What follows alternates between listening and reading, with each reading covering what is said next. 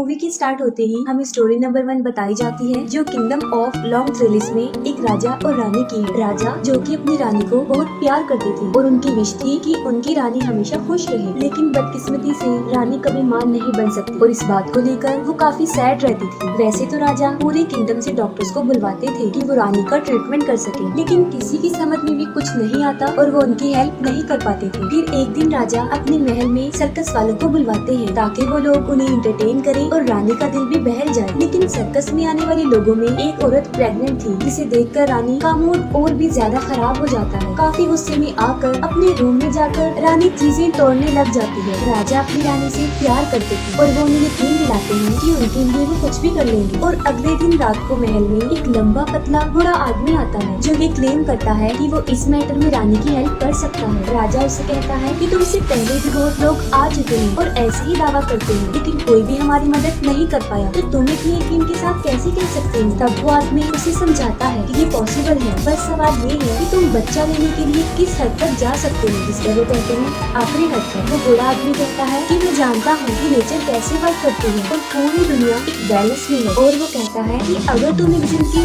हासिल करना चाहते हो तो उसके लिए तुम्हें एक जिंदगी सेक्रीफाइस भी करनी पड़ेगी, ताकि सब कुछ बैलेंस में रहे, कुछ भी इम्बैलेंस ना हो। और वो लोग इसके लिए एग्री हो जाते हैं। राजा को टारगेट दिया जाता है कि वो सी क्रिएचर का शिकार करेंगे, जिसे मारने के बाद उसका दिल निकाल लिया जाएगा और उस दिल को एक ऐसी औरत पकाएगी जो अभी तक प्योर और बिल्कुल अकेली है, जिसे बाद में रानी खा लेगी और वो प्रेग्नेंट हो जाएगी, क्योंकि उन लोगों को बच्चा चाहिए था। तो राजा सी क्रिएचर के शिकार के लिए निकल जाते हैं और उनका टारगेट उन्हें एक रिवर में ले भी जाता है, जो कि एक बहुत बड़े साइज का व्हाइट कलर का मॉन्स्टर था। राजा उसका शिकार करने के लिए पानी में जाता है और जब वो मॉन्स्टर सो रहा होता है, राजा उस पर वार कर देता है। राजा उसे मारने में कामयाब तो हो जाता है, लेकिन उस फाइट के दौरान राजा भी जख्मी हो जाता है। राजा इतना ज्यादा जख्मी हो जाता है कि मौके पर ही उसकी भी मौत हो जाती है। लेकिन तब तक राजा उस मॉन्स्टर का दिल निकाल चुके होते हैं और रानी खुद उस दिल को एक कपड़े में लपेटकर महल में ले आती है। उन लोगों की मेज में एक औरत ऐसी थी जो अभी तक प्योर भी थी और अकेली भी, और उसे ये ऑर्डर दिया जाता है कि वो उस दिल को रानी के लिए पकाएगी। लेकिन दिल को पकाते वक्त उसे भी अजीब सी फीलिंग्स होने लगती है और वो भी अचानक प्रेग्नेंट हो जाती है। और जब वो दिल पक जाता है तब उसे रानी भी खा लेती है और वही होता है जो उस बूढ़े शख्स ने कहा था। फाइनली रानी भी प्रेग्नेंट हो जाती है और एग्जैक्ट बिल्कुल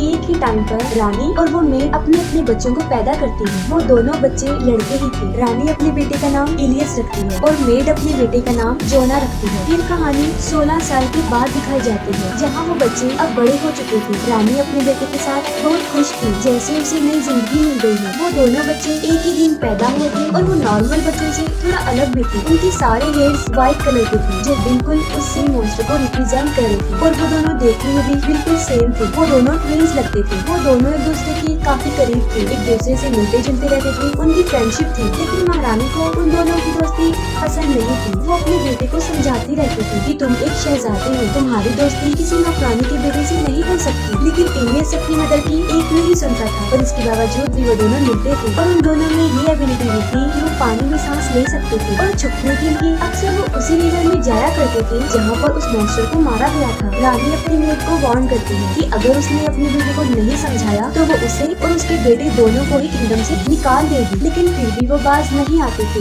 वो मिलते थे और एक दिन तो वो लिमिट ही क्रॉस कर देते हैं। जोना इलियस के कपड़े पहनकर रानी के सामने चला जाता है और रानी उसे पहचान ही नहीं पाती कि वो उसका बेटा है या नहीं, बस उसे शक रहता था। और जब उसे रियलिटी का पता चलता है तब वो जोना को किंगडम से निकालने का ऑर्डर देती है। इलियस उसे रोकने की कोशिश करता है, लेकिन वो नहीं रुकता। जोना एक नाइफ से वहाँ के एक ट्री की रूट्स को काटता है, जहाँ से पानी बहने लगता है। जोना इलियस को कहता है कि जब तक ये पानी साफ हो तुम समझ जाना कि मैं जिंदा हूँ, और जब ये रेड हो जाए तब तुम समझ लेना कि मेरी जान को खतरा है। और ये कहते ही वो वहाँ से चला जाता है। कई महीने गुजर चुके होते हैं और इलियस पानी देखने के लिए भी आता था, और एक दिन वो पानी रेड हो जाता है। तब वो समझ जाता है कि जोना की जान खतरे में है और कुछ तो गड़बड़ जरूर है। और वो अपनी मदर को इन्फॉर्म किए बगैर ही किंगडम से जोना को ढूंढने निकल जाता है। काफी तलाश करने के बाद उसे जोना का घर मिल जाता है। जोना एक लड़की से शादी कर चुका होता है, क्योंकि दोनों के फेस मैच होते थे तो वो लोग उसे जोना ही समझ लेते हैं। और तब उसे पूछने पर पता चलता है कि जोना 5 दिन पहले जंगल गया था और अभी तक वहाँ से वापस नहीं आया है। तब इलियस भी जोना को ढूंढने जंगल में चला जाता है और पीछे से रानी को अपने बेटे की बहुत फिक्र हो रही थी। वो पूरे किंगडम में उसकी तलाश करवाती है, लेकिन वो किसी को भी नहीं मिलता। और फिर वो उसी बुरे शख्स को बुलवाती है और वो बुरा शख्स एक बार फिर से वही डिमांड कर देता है कि अगर अगर महारानी अपने बेटे को वापस लाना चाहती है तो जान के बदले जान देनी होगी और वो इस बात के लिए मान भी जाती है। जंगल में जोना कहीं पर फंस गया था और काफी जख्मी भी हो चुका था और तभी उड़ने वाला मॉन्स्टर उस पर हमला करता है और उसे जान से मारने की कोशिश करता है। जोना की चीखें सुनकर इलियस को उसे ढूंढने में आसानी हो जाती है। वो जोना को ढूंढ लेता है और अपनी तलवार से उस मॉन्स्टर को मार डालता है, लेकिन वो फ्लाइंग मॉन्स्टर उसकी अपनी माँ थी और उसे ये अंदाजा नहीं था कि उसने अपनी माँ को ही मार डाला। लेकिन बार्गेनिंग भी यही हुई थी, जान के बदले जान। जोना की जान बच जाती है और इलियस किंगडम का बादशाह बन जाता है और यहीं पर स्टोरी का एंड हो जाता है। स्टोरी नंबर 2,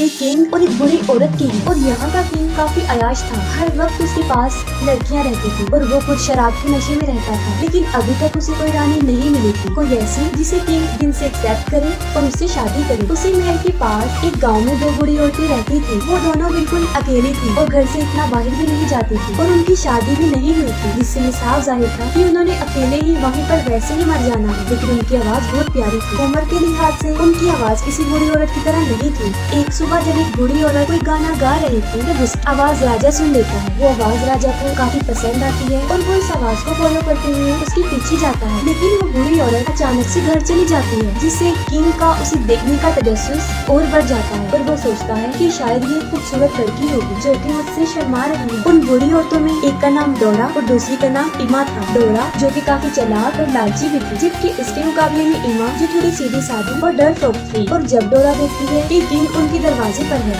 तो उसके दिल में लालच आ जाता है कि शायद अब उनकी किस्मत बदलने वाली है। इसके अलावा वैसे भी सारी जिंदगी उन्होंने अकेले ही गुजार दी थी। वो अंदर से ही किंग को कहती है कि आप एक हफ्ते बाद आइएगा, मैं आपको अपनी बॉडी का एक पार्ट दिखाऊंगी। और ये सुनकर किंग समझता है कि शायद उसे उसका प्लान मिल गया है, लेकिन उसे नहीं पता था कि वो 2 बुरी औरतें हैं। उम्र ढलने की वजह से उनकी स्किन भी लटक चुकी थी, लेकिन वो बहुत कोशिश करती है कि उनकी फिंगर्स जवान लड़की की तरह ही नजर आए। डोरा अपने फिंगर्स पर कुछ हर्ब्स लगाती है, लेकिन इससे कुछ भी फायदा नहीं होता। वो अभी भी बुरी औरत की उंगलियां लग रही थी, जिसे देखकर वो रोना शुरू कर देती है। लेकिन दूसरी तरफ सीमा, जिसने अपने फिंगर्स को काफी दिनों से मुंह में रखा हुआ था, वो कुछ बेटर लग रही थी और आज ही एक हफ्ता भी पूरा होने वाला था, यानी किंग ने उसकी उंगली देखने आना था।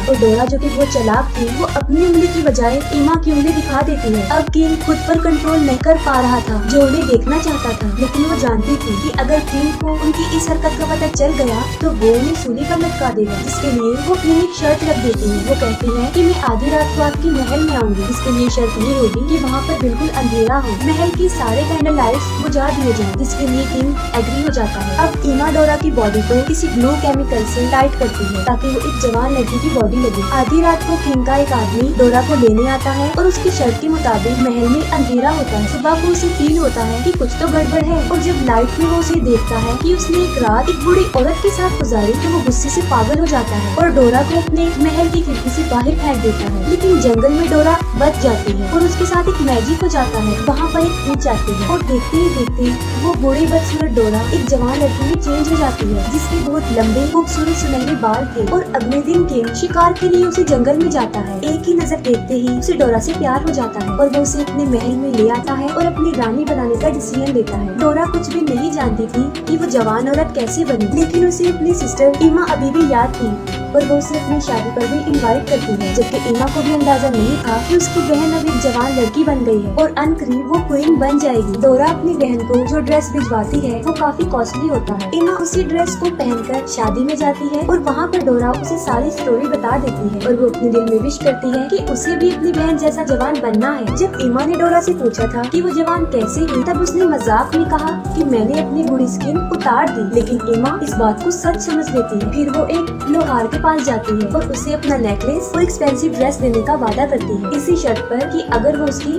स्किन उतार दे। वो लोहार तो इमा से भी ज्यादा बेवकूफ होता है, वो उसे जंगल ले जाकर बांध देता है और उसकी स्किन उतार देता है। काफी डिस्टर्बिंग सीन है और वो उसी जख्मी हालत में वापस आती है और जाहिर है उसने मरना ही था, वो मर जाती है। लेकिन दूसरी तरफ उसकी बहन डोरा का मैजिक भी ज्यादा अरसे तक नहीं रहता, वो भी बूढ़ी होना शुरू हो जाती है और जब उसे खुद इस बात का रियलाइज होता है कि अब वो बूढ़ी बनती जा रही है तो वो वहाँ से भाग जाती है और थोड़ी ही देर में वो अपनी असली एज में वापस आ जाती है और पूरी की पूरी बूढ़ी औरत बन जाती है। और इस कहानी की यहीं पर एक सैड एंडिंग हो जाती है। स्टोरी नंबर 3 भी एक किंगडम की ही है। राजा काफी अजीब थे, उनकी रानी की काफी अर्सा पहले ही डेथ हो चुकी थी और वायलट उनकी बेटी थी, लेकिन फिर भी उन्होंने लिए शादी नहीं की और वो अपनी बेटी वायलेट को भी दिल से प्यार नहीं करते थे। एक दिन बादशाह देखता है कि उनके हाथ पर एक पैरासाइट इंसेक्ट है जो कि खून पीता है। राजा को वो काफी अच्छा लगता है और वो उसे अपना खून पिलाता है और वो उसे शीशे के एक बॉक्स में बंद करके रखता है। हर रोज वो उसे अपना खून पिलाता था। वक्त गुजरने के साथ साथ वो इंसेक्ट बड़ा होता जाता है। दूसरी तरफ वायलेट जो अब जवान हो चुकी थी, जो किसी शहजादे की ड्रीम देखती थी, लेकिन बादशाह थोड़ा इर्रिस्पॉन्सिबल था और उसे इस बात का ख्याल नहीं आता और वो अपने इंसेक्ट के साथ ही खुश थी जो कि अब काफी बड़ा हो चुका था। लेकिन एक दिन वो पैरासाइट बीमार हो जाता है और मर जाता है। राजा उसकी सारी स्किन उतार देता है और अपनी बेटी को कहता है कि तुम्हारे लिए हस्बैंड ढूंढने का वक्त आ गया है। वो कहता है कि मैं एक कंपटीशन रखने वाला हूँ और जो भी उसे जीतेगा वो तुम्हें पा लेगा। वायलेट इस बात से खुश तो होती है लेकिन थोड़ी सी अपसेट थी क्योंकि वो खुद अपनी मर्जी का हस्बैंड तलाश करना चाहती थी। लेकिन फिर भी वो अपने फादर की इस डिसीजन को मान लेती है। पूरे किंगडम में ये ऐलान किया जाता है और राजा अपने महल में वो स्किन लटका देता है और जो भी बताएगा कि ये किसकी स्किन है तो वो जीत जाएगा। बहुत से लोग इसके लिए ट्राई तो करते हैं लेकिन कोई भी प्रॉपर आंसर नहीं दे पाता क्योंकि आमतौर पर वो इंसेक्ट इतना बड़ा नहीं होता। फिर महल में एक बदसूरत इंसान आ जाए कि कोई भी उसे देखकर डर जाए और वो भी इस कंपटीशन में हिस्सा लेना चाहता था और राजा आखिरकार उसे भी परमिशन दे देता है और वो जानवर जैसा दिखने वाला आदमी सिर्फ स्किन सूंघ कर ही बता देता है कि ये किस इंसेक्ट की स्किन है, जिससे वायलेट और राजा भी हैरान हो जाते हैं। वायलेट जो कि बुरी तरह डर भी जाती है और वो रोते हुए महल की छत पर आ जाती है और वो सुसाइड करने लगती है। लेकिन राजा उसे समझाता है मैं अपनी जुबान से नहीं गिरता और अब यही तुम्हारी फेट है, इसे एक्सेप्ट करो। वायलेट अपने फादर को काफी कहती है कि आप किस तरह की बात है, एक बदसूरत इंसान को अपनी बेटी दे रहे हैं और कहती है कि मैं एक शहजादी हूँ। लेकिन मजबूरन राजा उस बदसूरत को शहजादी दे देते हैं। वो जबरदस्ती रानी को दूर पहाड़ों में ले जाता है और वायलेट काफी दिनों तक रोती रहती है। और जब वो आदमी एक दिन शिकार के लिए जाता है, एक दूसरी पहाड़ पर शहजादी किसी औरत को देखती है और वो उससे हेल्प मांगती है। वो कहती है कि वो खुद एक शहजादी है और उसे एक शैतान ने यहाँ पर कैद किया हुआ है। लेकिन वो दोनों एक दूसरे से काफी दूर थी और वो औरत उसकी हेल्प नहीं कर पाती। और फिर वो औरत अपने बेटों को बुलाती है और वो एक रस्सी के सहारे शहजादी की मदद करते हैं। लेकिन अचानक से वो शैतान, वो आदमी भी वहाँ पर आ जाता है और रस्सी के सहारे वो भी उनकी तरफ जाता है। वो लोग रस्सी काटने में तो कामयाब हो जाते हैं लेकिन रास्ते में वो उन पर हमला कर देता है और वायलेट के अलावा सबको मार डालता है। वो आदमी उससे वायलेट को देखता है और वो उसे गले से लगा लेती है जिससे उसका गुस्सा खत्म हो जाता है। और जब वो शैतान उसे अपने कंधों पर बिठाता है तो बड़ी चालाकी से वायलेट उसका गला काट देती है। वो शैतान वहीं पर मर जाता है। वो उसका सर काट कर अपने किंगडम में आ जाती है जहाँ पर उसके फादर उसी इंसेक्ट की वजह से बीमार थे। खून में लथपथ वायलेट शैतान का सर अपने फादर के सामने रख देती है। राजा अपनी बेटी की जिंदगी के इस फैसले पर काफी सैड थे और अनकरीब उन्होंने मर जाना था। वायलेट एक बहादुर शहजादी बन जाती है और अपने फादर के बाद वो भी किंगडम की क्वीन बन जाती है। ये स्टोरी यहीं पर एंड हो जाती है और इसके साथ ही मूवी भी एंड हो जाती है।